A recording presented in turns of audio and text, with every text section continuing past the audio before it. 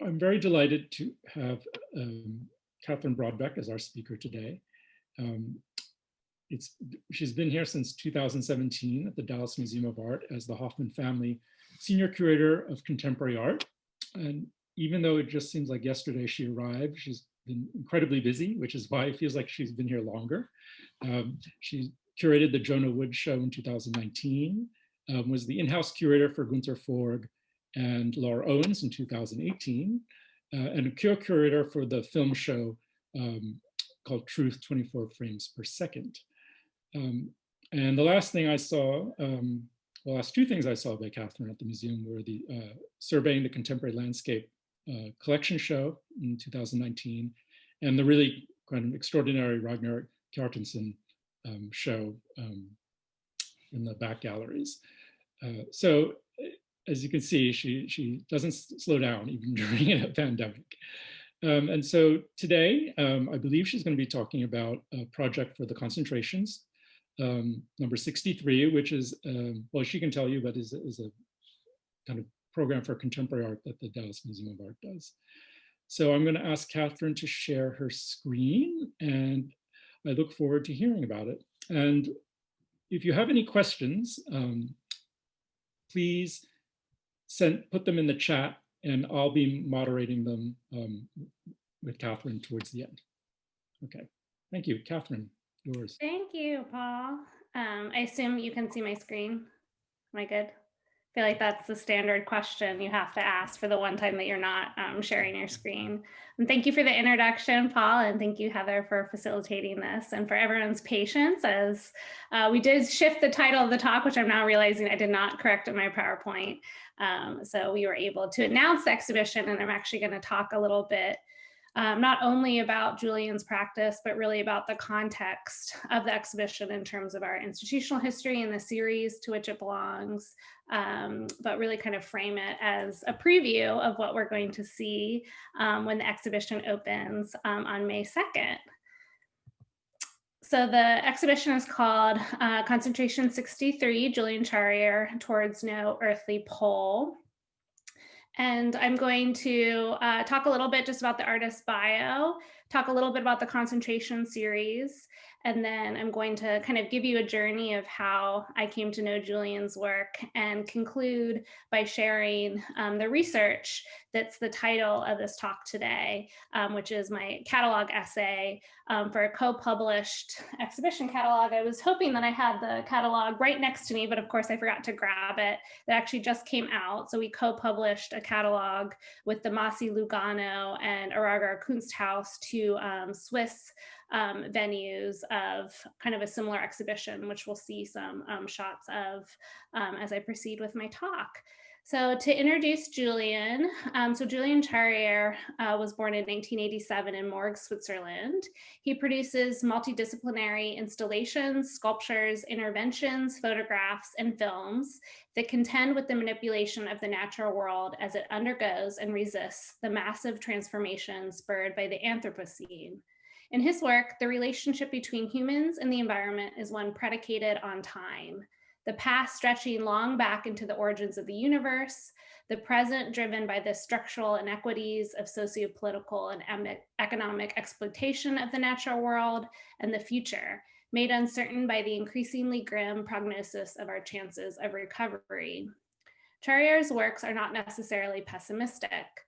From the cryogenic freezing of tropical plants in the 2015 work Tropisma, to the futility of attempting to melt an ancient iceberg with a blowtorch in the Blue Fossil and Tropic Stories of 2013, which we see here, there is an aspect of nature's endurance in its quiet beauty and its sheer resilience in the face of decay and destruction, and of the artist's own interventions. So Julian is still an emerging artist, really much better known in Europe, where he has been the subject of solo exhibitions at the Parasol Unit in London, the Musée Continental des Beaux-Arts in Lausanne, Switzerland, the Kunsthalle Mainz in Mainz, Germany, among others. And then he's been in several important group shows, including at the Centre Pompidou in Paris, the Kunsthalle Wien in Vienna, the Neue Gallery in Berlin, and the Museum of Contemporary Art in Tokyo. He's also been featured in several international biennials, including the 13th International Architecture Biennial in Venice in 2012, the 12th Lyon Biennial in 2013, the Kochi Biennial in 2014, and in 2017, he participated in the Venice Biennial, which is where I first saw his work. And as I alluded to earlier, he has had kind of a series of exhibitions in Switzerland at the Massey Lugano and the Arager Kunsthaus in Aarau, which has some similar works to what we will be presenting here in Dallas in May. And as promised, I just wanted to do a very brief kind of situation of his work in terms of the Concentrations exhibition series. So Concentrations is kind of a long-running series of exhibitions at the DMA, which is really historically our emerging artist showcase. So it is now defined as an artist's first US solo museum exhibition. And I did my first iteration of Concentrations in 2018. So this was the, I guess, second project that I worked on when coming to the museum. And my background is in Latin American art, but I was really pivoting to be more of a generalist, but was still really interested in some of the kind of problematics of the field of Latin American art and the questions that it posed for regions beyond Latin America. And so for my first Concentrations artist, I selected actually a Swedish artist, Bruno Laga Marcino, who really deals with the legacies of Latin American conceptualism. So although Bruno was born in Malmö, Sweden, where he still lives, his parents are from Argentina. He married a Brazilian who's also an artist. They split their time in Sao Paulo, and Bruno's grandparents are from Italy. Argentina has a huge population of Italian immigrants. So he really comes from a very transnational background, but his work points, I think, to a lot of kind of the arbitrariness of some of these distinctions, like Latin American art, really points to a lot of the colonial legacies of how geographical backdrop, but like these distinctions are even made in a place like an encyclopedic museum like the DMA. And so the work here that I'm showing, the exhibition was called Entre Mundos, or In Between Worlds in Spanish. And the installation that I'm showing here of one of our galleries has the first work that I saw of his that I really thought epitomized some of these issues, which is The West is Everywhere You Look. And it's a series of classroom maps that are hanging from the ceiling on motors. And the maps are closed, so you can't actually see the map or locate yourself on it. It's completely kind of closed in on itself, but also it's rotating. So it's really turning the idea of a lot of these geographical distinctions on its head, but also points to how, certainly in terms of the West is everywhere you look, there's this kind of predominance of these different hierarchies of knowledge through the humanities that often promulgates this kind of predominance of Western thought. And certainly art history and art museums are part of that story. So there's a work by Julian's that we'll see that I think actually responds really quite nicely to this work. And then last year, this was actually a 2019 exhibition. I think the date is incorrect here in the slide. The second artist I worked on for Concentrations is really not an emerging artist, but was very unknown or underknown in the US, virtually unknown until a couple years ago when she started showing with Night Gallery in LA. Wanda Coop is a Canadian painter in her 60s, very well established in Canada, and does these beautiful paintings, which are so different in terms of media from Bruno or from Julian, as we'll see, but actually thematically, I think there are a lot of through lines here. So she also paints about the effect of man and culture on the natural world, which is something that she really connects with. So she depicts kind of these nostalgic landscapes of the past, these kind of either post-apocalyptic or utopian visions of the future of floating cities, and also responds to current geopolitical strife and how that affects kind of the moment of the present. So even though the medium is quite different, as we'll see from Julian's work, I think there's a nice kind of through line here. And so Julian is the current subject of the exhibition. He was trained at the Institute for, I'm gonna totally butcher this German name, so I probably should just say it in English, the Institute for Spatial Experiments in Berlin, a student of Olafur Eliasson, the great Danish Icelandic artist. There is a solo exhibition of Olafur's work at the museum about a little over a decade ago. We have several important works by him in the collection. I'm showing just one of the Jökulá River series, which is a river in Iceland that he has photographed and shown kind of unfolding in this series as one. And so Olafur, I think, shares or kind of gave to Julian in his formation kind of a through line from more historical visions of land art, of kind of utopian geometry and abstraction from the teens and 20s into kind of post-minimalist sculpture, light and space movement. So I think that there is also kind of that good fit in terms of how important some of this work was for our more recent institutional history in terms of Julian's experimentations. And so beginning with Julian's work, this is the first series that I saw by the artist. This is an installation shot from a different location, but I'll show you the first one that I saw of his in a minute. So this is called Future Fossil Spaces. A really beautiful, just kind of formally, I think a beautiful updating on kind of the legacy of post-minimal sculpture. I'm just gonna skip ahead quickly to show this installation shot just as a comparison point to someone like Robert Smithson, who's really well known for his land art, and Julian shares with this great heroic generation of land artists this desire to really go far flung into nature to create works and then share them out through different documentary media.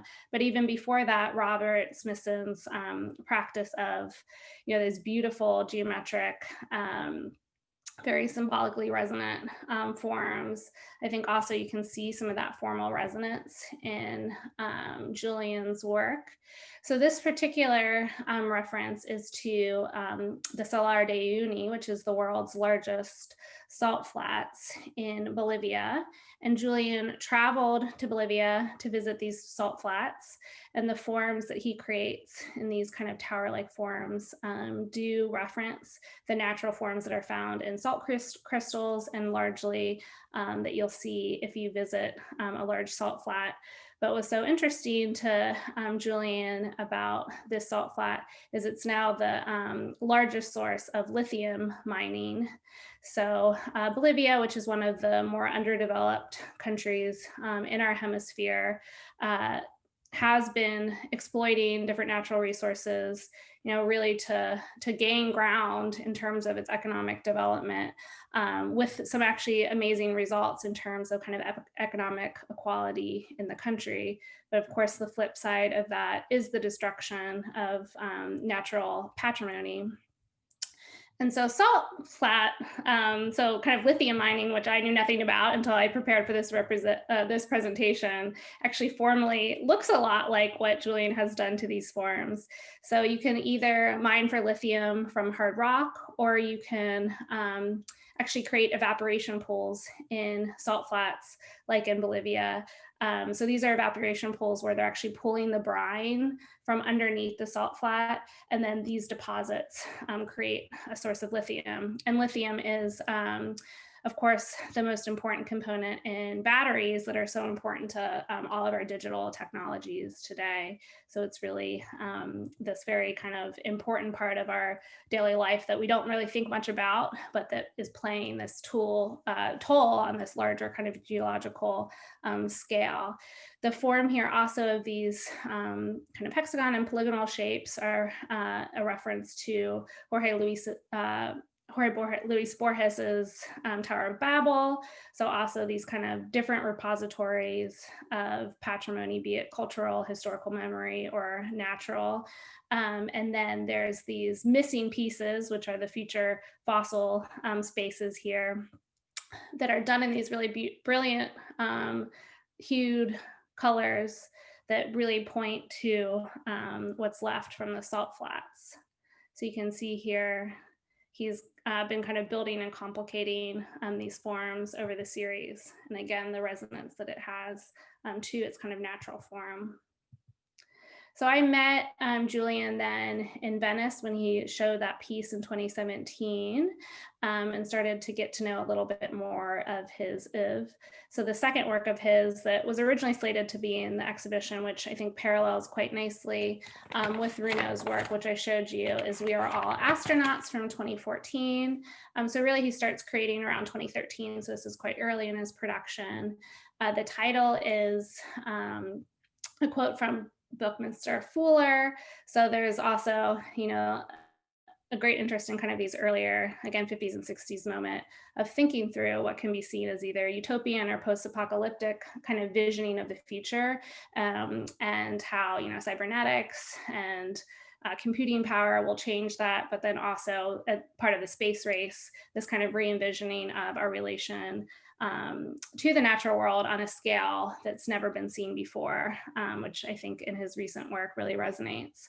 So these globes are hanging from the ceiling, and they've been completely stripped of, again, they're kind of geographical markers here by international mineral sandpaper. So that has that's actually a thing, I had not heard of that either, that it's comprised of minerals taken from every country, I believe in the UN. So it's using this, you know, source of friction to remove these kind of geographical markers.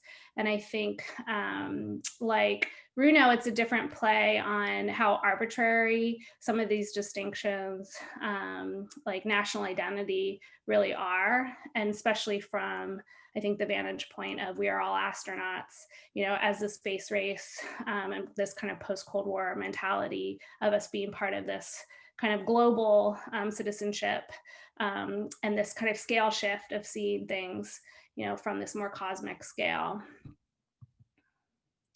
And then Julian went on these very interesting expeditions in his next series of work to both Kazakhstan and Bikini Atoll. So again, like this generation of land artists, you know, he travels very far and very kind of expeditious journeys to create his work.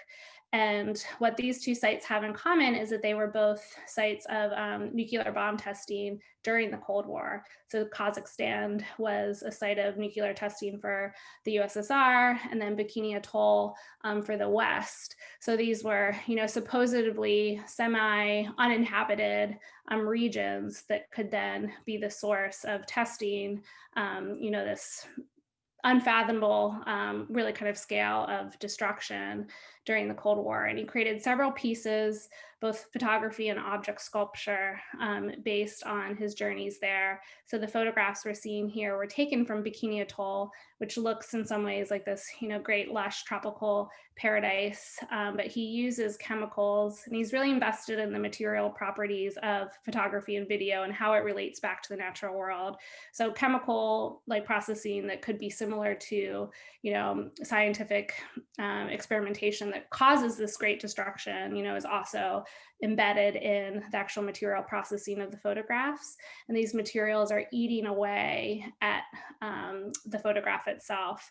So there's this feeling that it's going to kind of disappear into nothing, this kind of void that, again, kind of this cataclysmic encounter with nuclear warfare also brings to mind. And some of these projects he called How to Disappear, which also he was playing with some of the kind of travelogues of people who had visited these sites before, and often kind of uses references to their travels and the titles for these pieces. And so that kind of brings us to the current moment, and I'm going to walk through a little bit of some of the preliminary ideas for the show. So this is a very early rendering of our Hoffman Galleries, which is where the exhibition will show. And what we decided to focus on of his different kind of veins of experimentation was actually his interest in kind of glaciers and iceberg imagery. Part of that was a really nice moment that we shared at the DMA when Julian visited, and we saw our great painting, The Icebergs by Church, which we'll talk about as I go through my kind of catalog essay topic. But it's really a gem of our collection, a beautiful kind of romantic depiction. And in a lot of ways, what Julian is doing has really a great tie-in to the imagery of, kind of the great era of Romanticism from the 19th century. And it's something that he constantly revisits. I mean, he's from Switzerland, so he has a lot of experience, in his native country, even with glaciers, but also goes, kind of great distances to Iceland, to Greenland, to Antarctica, on these expeditions to really play with this certain imagery. And the earliest work in the show, which is one of his earliest works as a mature artist, is what I opened up with in the slide. So the blue, fossil, and tropic stories. So here we have Julian with a blowtorch, trying to melt the iceberg. And it's in a way a very absurd gesture. And I think at this earlier point, when he was beginning to do some of these performances, he was more situated as a kind of a hero or a personage in this tableau. He doesn't really appear anymore in any of his works. There's kind of only the allusion to humans through their refuse or through their interventions through various ways, but they're very rarely depicted.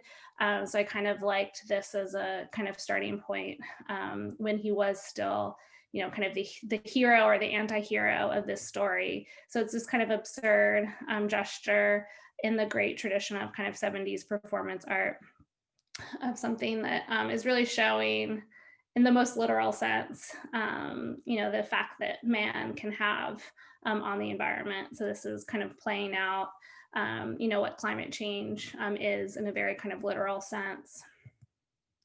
The next work chronologically that we'll show are these tropisma vitrines, which I believe start in 2014. So I'm just going to show a couple images of them. They're really beautiful. So I think in some ways kind of showstoppers. What he does here is takes very old kind of simple plant species and dips them in liquid nitrogen. So they have to be a very hardy plant to kind of withstand this treatment. And then he has fashioned these refrigerated vitrines to keep them cool. So we have here, this kind of extreme juxtaposition of a tropical plant, tropisma, in kind of very cold climate. So again, as in 2013, with the blue fossil stories, there's this kind of literalization of, what happens under the processes of the Anthropocene, but in a really beautiful, haunting way. They're gorgeous. And the vitrine format to me, of course, reminded me of an artist like Joseph Beuys, who, was one of the kind of artists of this generation who first made explicit connections between an artist and, kind of a hero of the environmental movement. And of course, Beuys was later in his life was very explicitly involved in, ecological causes and political causes. But even from his earliest kind of origin myths of this confrontation between kind of man and nature, when he crashed his plane and had to be kind of cared for by the Tartars, this sense of, this great kind of violent encounter really of man and nature. So I'm showing here some different shots of those works of the plants kind of reflected into infinity, and some solo shots of them. They really are quite beautiful. So we're envisioning putting some of these vitrines by the window in the Hoffman Galleries. And here's just a very kind of crude mock-up of what that would look like in terms of this juxtaposition of our outdoor element and this kind of porous space between the museum and the outside world. And here they are in Aragar. I'm totally butchering that, so I'm sorry for any German speakers here. And then the most recent work, which I'm happy to say we just made an acquisition of one of the works from this series, is Not All Who Wander Are Lost. So this is, again, I think like that first work that I saw of his, really a beautiful updating of some kind of post-minimal sculpture. These are glacial erratic rocks, which is really a naturally occurring phenomenon that's happened, over thousands of years, where glaciers, as they melt and create streams, are able to move large boulders very large distances. So before there was kind of a scientific explanation for how these very, very heavy boulders got moved, they were a source of great wonder. So kind of thinking of, a phenomenon like Stonehenge, where there's these very large rocks that really can't be moved by humans. So the conjecture of, are aliens involved? How are these things moved? Because they moved so far from where they belonged, they were really revered by people and had this kind of almost supernatural, mystical quality. But now we know that it's part of the naturally occurring process of glacier melting that has now been accelerated. But here, Julian has used a drill core to remove sections of the rock. So these are all punctured holes that he has made, and those sections that are removed then create a base for the sculpture. And there's actually precious metal inserts, if you can see on the kind of removed parts of the drill core, that overlay parts of this. So in my mind, this creates almost like a timeline of human intervention, and also kind of the material value that we've placed on natural extraction. So these will be kind of scattered in this garden around the galleries. So you see here in a rendering of our space. And then as you enter the space is one of two videos. This is And Beneath It All Flows Liquid Fire from 2019. So on the occasion of his Masi Lugano exhibition, he actually, this is from the main plaza, the main square of Lugano. It's their neoclassical sculpture. He actually got permission from the city to burn it. So there's a constant burning action. And he told me, which chemical he used to ignite this. Now I'm forgetting a little bit, but all throughout the night, he took footage of the sculpture burning.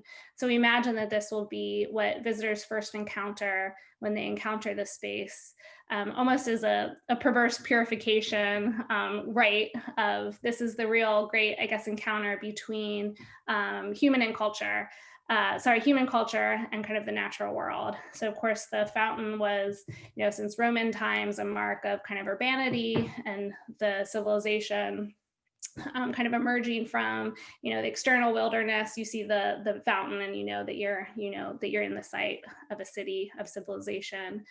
But also has this very, kind of gates of hell type feeling to it, and points to kind of magma, or the work is called And Beneath It All Flows Liquid Fire. So the sense of, kind of what is underneath the earth. And here we have the work in those two exhibitions in Switzerland, juxtaposed with some beautiful volcanic rocks, which is his most recent sculpture, which have these beautiful reflective qualities. And finally, we get to the work that gives the exhibition its title, Towards No Earthly Pole. And so I'm going to talk about this work actually at some length in the next section when I go over my kind of catalog research. But I wanted to show you some stills so that you have some imagery in mind. And actually, if I can properly do this, I'm going to show just a couple minutes of the video. It's quite long. It's almost 2 hours long, so we're not going to see the whole thing. But the video is created with drone footage that the artist took. He had one drone spotlighting different parts of the glacier at night, and another drone taking video footage. It's quite long, but let's play a little snippet here. Hopefully the audio there might be a special setting for audio, so it's possible that there's no audio, in which case I'll just describe. It's this kind of drone-like soundtrack that he worked with a music producer on.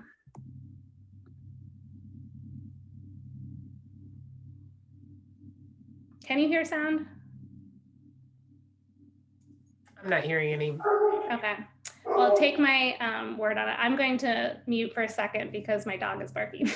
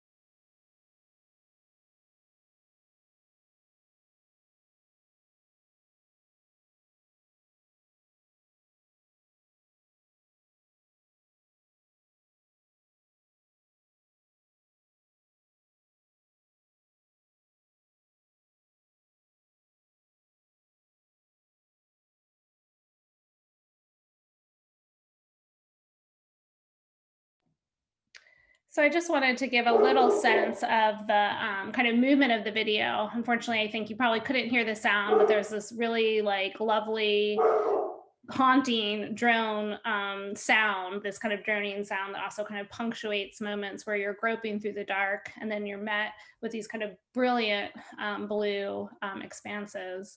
And there are at times you know, huge gusts of wind where there's no visibility, where there's just kind of ice floating in the air. But I just wanted to give you a little sense of the movement. And now I'm going to return to the slideshow and just conclude with my catalog essay. All right. So in Towards No Earthly Pole, video footage captures a spotlight moving slowly over glaciers and the surface of the surrounding water in the dark of night. Both the spotlight and the camera are operated by drones, a human-machine cooperation that together captures what neither can alone.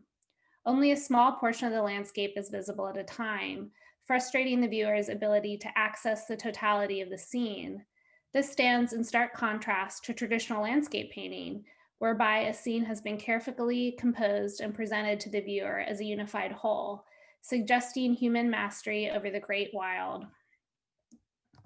This is certainly the case with Frederick Edwin Church's The Icebergs of 1861, representative of the late Romantic landscape depicted as complementary to scientific description.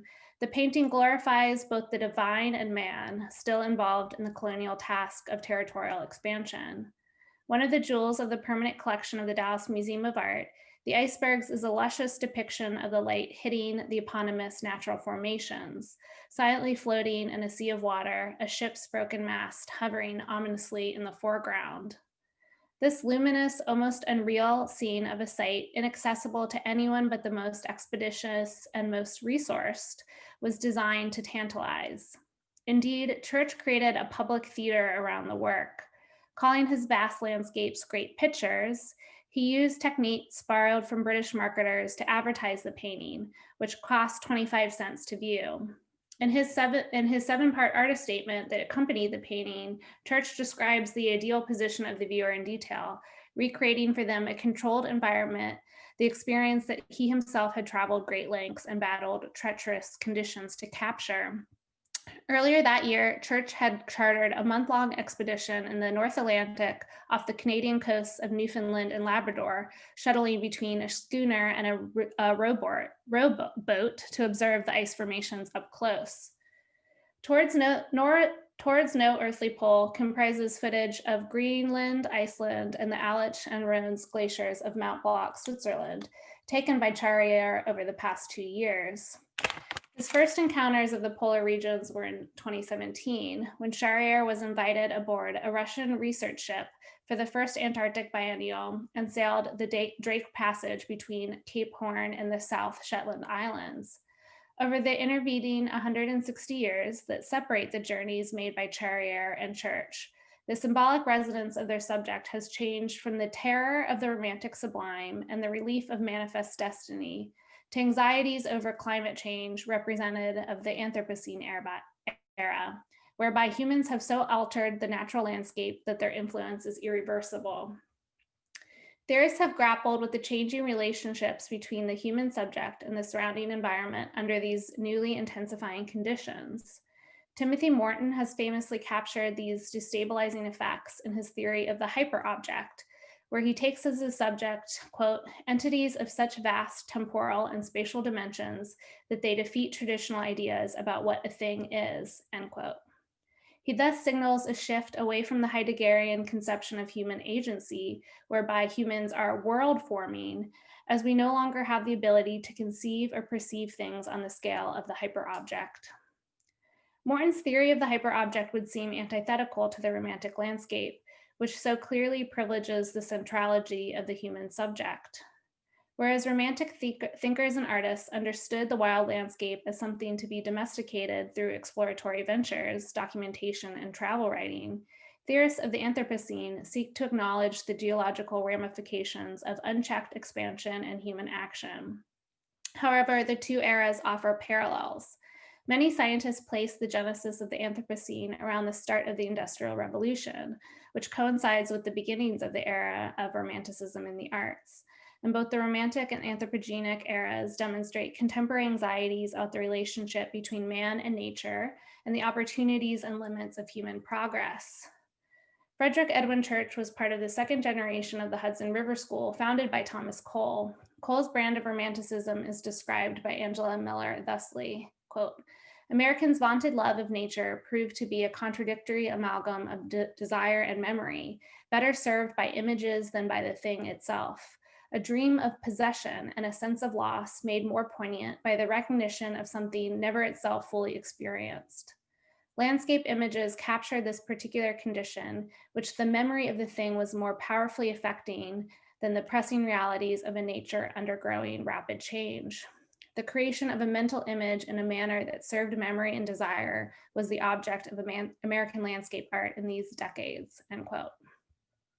Nostalgia for what's lost and can never be recovered in an era of rapidly accelerating conditions seems as germane to the contemporary age, which has been termed the Great Acceleration, as to the Romantic era. Miller's descriptions pertain mostly to landscape painting, and a note on medium is needed here. Church's painting is a composite image created in the studio after many sketches done on plein air. Charrière is not a painter. He uses sculpture, photography, and film in his work, which enters it into the debate on the objective nature of so-called documentary media. Indeed, Towards No Earthly Pole is only conceivable after the advent of photography, which likewise coincides with the late Romantic era and its ideals. Robin Kelsey has explored how landscape photographers have often elided the material realities upon which the medium is dependent, from the requisite developing chemicals, sometimes extracted from the very sites depicted in the photographs, to the countless choices made by photographers to stage and edit the final shot.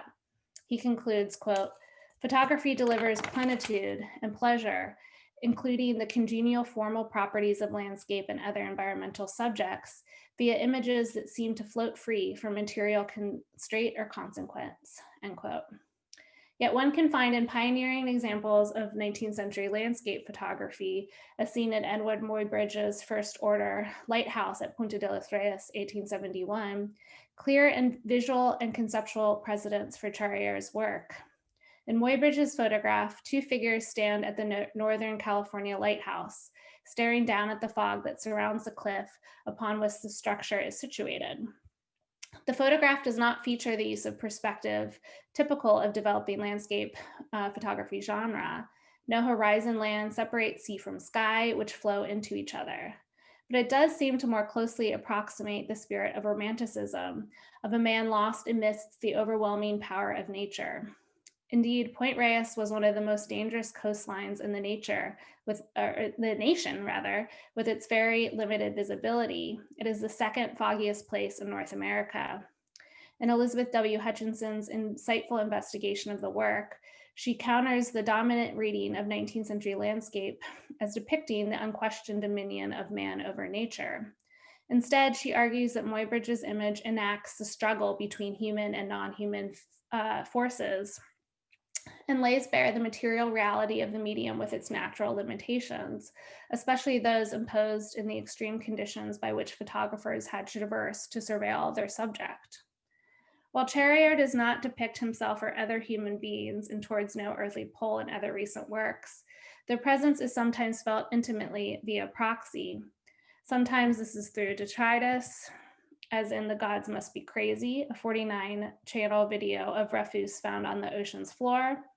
Charrière also brings in the material realities that underpin cultural production in interventions like Not All Who Wander Who Are Lost, glacial erratic rocks which were drilled to mimic industrial intervention. In Masi Lugano, these rocks were included in the installation of Towards No Earthly Pole, where a ghostly human presence is felt in the depiction of the fragments of shipwreck. Interestingly, Church only belatedly made the addition of the broken shift mast in the foreground of the Icebergs when it traveled to London to be sold after the wartime US economy failed to deliver a buyer. In fact, there it was called the North, an allusion of the Arctic North and the US Union, which was common in the era.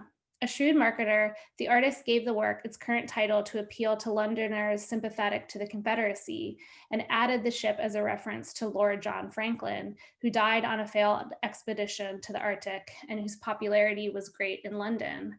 Charrière's title, Towards No Earthly Pole, comes from Lord Alfred Tennyson's epitaph for Lord Franklin. In Francesca Benini's beautiful description of the work for the presentation at Masi Lugano, she notes that Charrière found this quote emblematic of the discrepancy between reality and how we perceive it. Romanticism's task has always been a paradoxical one, to represent nature as an awe-inspiring and divine mystery, while simultaneously wholly graspable and obtainable to the enterprising human spirit. Charrière's work seems to expose that contradiction. By frustrating our ability to surveil the landscape, he draws attention to the limits of our perception and correspondingly our sphere of influence. We cannot know the impact of our actions over the length of geological time. The present reports are troubling. Charrière's work proclaims that while we may have the technology to go great distances and record what we see there, The truth remains just beyond our reach. Our incomplete knowledge of the thing is the tip of the iceberg, so to speak. It is the part we perceive in lieu of the whole, often too late to steer towards safety. And that is the end of my presentation. So I will stop sharing, I think.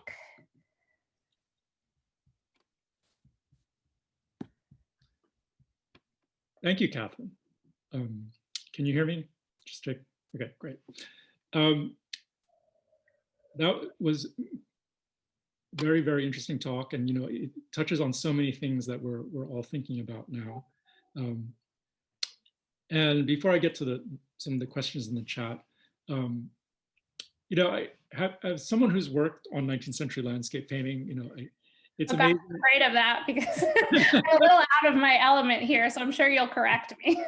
No, I actually have nothing to correct on that score, but it's just striking how, already in the 19th century, someone like Courbet had to really search hard to find landscapes that were untouched, like in that kind of small, what we could call provincial world of France, although they didn't think they were provincial. Romanticism had been going for 100 years, and it was hard to find a landscape that no one had painted already. And so when you were showing your images, I thought of Smithson immediately, even before you showed it, because something like Spiral Jetty and something like Walter de Maria doing things in the heartland. Even in the 60s and 70s, you could still find landscapes that were kind of out there and could fit the romantic notion of something that's you're the first one to enter and have this incredibly subjective experience.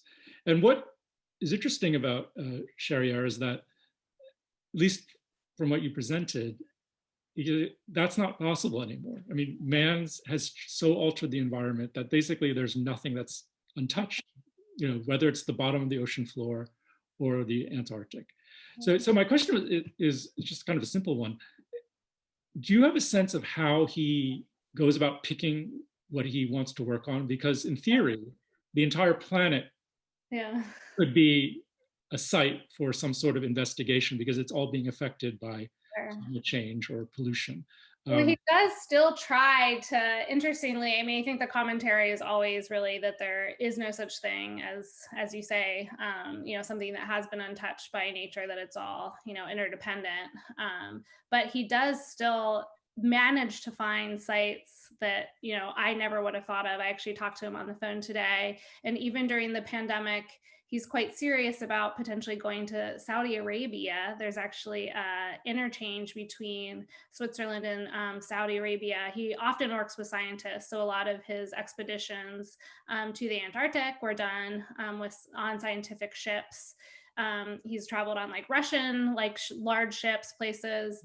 But there, I guess some of the most untouched coral reefs are actually in Saudi Arabia because they were so oil rich that they did not have to turn to industrial fishing. And also there's so little beach tourism in Saudi Arabia that it's actually some of the most kind of untouched areas. So I would say he works at the poles of spending a lot of time, the literal poles of spending a lot of time at the poles, but also he does a lot of diving. He's a very accomplished deep sea water diver. So there's still an element, even the word kind of romantic, that he is clearly seeking out these experiences that are very difficult, for people to go to. But I think that the information that he's transmitting back is really about, that kind of pierces through the myths of these ideas that anything really truly can be kind of untouched. But I mean, I think it's always a play, and that's why I think it's interesting to think too of, the hyperobject and kind of the idea too of space exploration of, scale and perspective and relativity on that terms, that when you're thinking on these larger scales, how that also shifts. So it's a little bit of a mind, a mind bender, but super interesting. Well, the whole salt thing, the Bolivian salt flats, in the 19th century, well, more the late 18th century, salt was really valuable in France because it's what you use to preserve stuff. And so it was like refrigeration before refrigeration. And, it was surprising to me that the most vibrant industry around Corbeil was salt production. I mean, who would have wow. thought? But so when I thought of it, oh my God, it's still now going on. Salt is what gives us like battery life on our like things like that. I had no idea. So we have a question here. It's about the kind of the installation. Someone was asking about the vitrines, who made them, but I guess that could be a lead-in question to kind of the overall concept of the show you're doing. So his studio did make the vitrines. I actually was asking him this technical question. So something that we're dealing with a lot in terms of the professional side is this is an international artist that we're hoping will come here in the spring. And as we're kind of facing realities of the pandemic, things like shipping logistics and stuff. So it's like, are these vitrines anything that like possibly could be replicable? But he actually did make the vitrines specifically in his studio with conjunction, I think, with a fine arts like fabricator. So they are actually like very like custom made.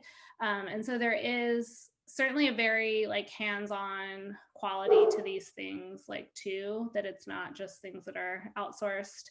I mean, for young artists, he does have a very impressive like professional like studio practice with a lot of people that like work with him like on these production, but I mean that is kind of like bespoke. And the gallery that you're going to be using, which one is that? Because I was trying to think which gallery. So it's called the Hoffman Galleries is the name of the gallery. So currently we have a new acquisition show there of art and design. So it's on the Ross Plaza side. So it's basically a long rectangle that's bisected by an AV closet, and then it has a little foyer. So you walk in to the foyer, and we're going to place one video there, likely the fountain on fire, and then you have to go around the wall, go down a set of stairs, and then there's going to be this kind of rectangular mass. We're only using the first half of it. It's an 8,000 square foot gallery. We're not going to use the entire gallery, so we'll probably use like something like 5,000 square feet. But yeah, it reminded me of when Pierre Huyghe at the Pompidou kind of used the outside for like the honeybee piece. Yeah. It was the first time I ever seen anyone use the outside space on the plaza like that before. So that was good to I just didn't know. And there's a window in Hoffman, so it does connect outwards actually to where our fountain is and Ross Plaza. But Huyghe is, I think, an interesting like context too for, of course, a lot of these kind of more conceptual ideas that Julian's working with. I think that's a good reference. Well, actually, speaking about the people who are in his sphere of association, you mentioned Olafur Eliasson. Yeah. This is going to sound like it's unrelated, but I'll bring it back to this. I was just watching Claire Denis' High Life. I don't know if you've seen it, but it's a post-apocalyptic science fiction film, which is weird for her because she usually does these post-colonialist, kind of intimate narratives.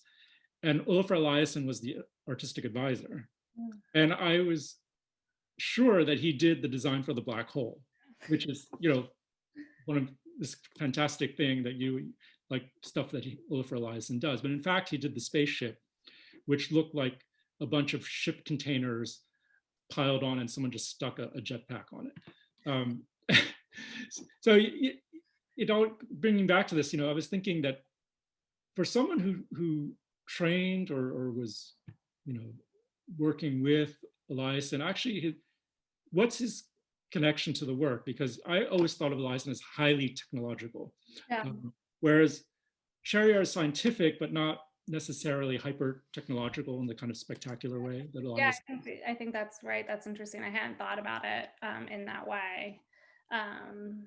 Yeah, that's interesting. I hadn't really thought of that that distinction. I mean, did Eliasson do projects that were kind of global in scope? I mean, I'm not really familiar with all of his work, so. Yeah, I mean, like recently at the last Venice Biennial, he worked with like artisans from the continent of Africa. So I do his his practice is very diverse, I would say. Like it goes from very abstract depictions of, like geometric and like color theory shapes to like social practice and land art. Catherine, Yeah. this is Bonnie. Hi, and Thanks for coming. Thank you. It was a great talk. Really appreciated it. Just to follow up on Olafur, when we did his retrospective about 10 years ago, there was a wall, a room actually, of moss that became very famous to the museum staff because we all had to go in there and put in the moss pieces. And it reminded me of some of the artist work that you were showing, because we became so personally involved in finding the moss and putting it through the, what is it, chicken wire. I remember this endless forms of chicken wire. But I think the thing about Olafur that was there's a lot of parallelism in their work, clearly very different outcomes, but the concept of the earth and how we view the earth is essential to what Olafur's work has been about over the years that I've known it. And I'm just wondering, I haven't seen a lot recently, and have you seen Olafur's more recent outcomes? Yeah, so I'd say the most recent thing that I saw of his was at the Les Venice Biennial, where it was very social practice oriented. Okay. So he invited, I believe it was a group of refugee artisans who all came from Africa to actually take up residency in one of the kind of like central pavilions. I think it was in the like main exhibition spaces in the Arsenale. And so they were creating, I actually didn't see, when I saw it, they weren't there. So I only saw like what they had working on, but he had like created a workshop that they were like working through. So I think that in some ways what they were working like through like formally was very like in line with these, I would say kind of symbolically utopian geometric like kind of projections, but with a very specific kind of social practice element with like, human participants in a way that I didn't think of as being like very traditional to his work. But Bonnie, you probably know more about Olafur than me, so I hope I'm not misspeaking, but that's an element that I didn't really trace through a lot of his earlier work. But that wonderful series of photographs that he took of the glaciers was a wonderful introduction to this conversation that you had, because I remember when we installed them, we just thought that we're never going to end installing it. How many images of glaciers? Yeah, it went all the way down the all the way on the barrel vault wall, so it was absolutely huge. But his interest in light and the refraction and reflections of light was critical to his work, and I also saw it in the wonderful pieces that you were showing us today. So congratulations on making these leaps.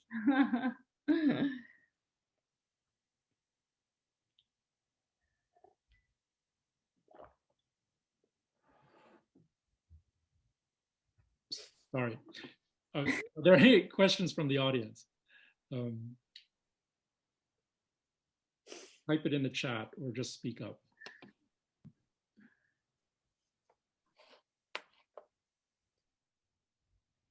It's hard at the end of the day to be put on the spot. Well, I do have a question about the iceberg. From my kind of tiny little laptop screen, it kind of looked like being in outer space, but I don't know how black the black was. Maybe I was missing other parts. The black is very black, so it is like, there's no light, except there's no light source anywhere except for the spotlight. So it really is like a pure like spotlight effect, and it's very, very dark on screen. There are parts where where the spotlight broadens out, so you can see more of the glacier. So that was just one very small snippet towards the beginning, and it does have, kind of like a pacing to it where it gets like more and more visibility, but it goes back and forth between kind of what's visible and what's invisible. But it's definitely something, it's almost something that's kind of a shame. I wanted to give you some sense of the video part, but seeing it on a laptop or on a Zoom screen. It's supposed to be an immersive experience with, the beautiful sound and the soundtrack. So this is just a teaser, so that you have to come hopefully from wherever you are. You'll be in Dallas sometime in the spring and summer and be able to see it, because it's really a beautifully kind of immersive experience. His work is very seductive, but it also has this like kind of undercurrent too that's quite foreboding. Are you going to have it kind of walled off, or are you going to just have it on the So wall? it'll be in a separate room. So we'll like have a doorway entrance. It won't have a light lock, so you'll be able to see kind of the door frame, which I think is really nice. You'll be able to see the screen from the door frame. Then you enter the space. The projector like specs are like, there's like 12,000 lumens or something. So it's a very bright projector. Wow. Well, and that will be up from when to when? So the show opens on May 2nd, and I believe it closes like I want to say the second or third week of September. Okay. But I'm not entirely sure. So those of us who can't catch it at the end of the spring semester can see it at the beginning of the fall semester. Any other questions?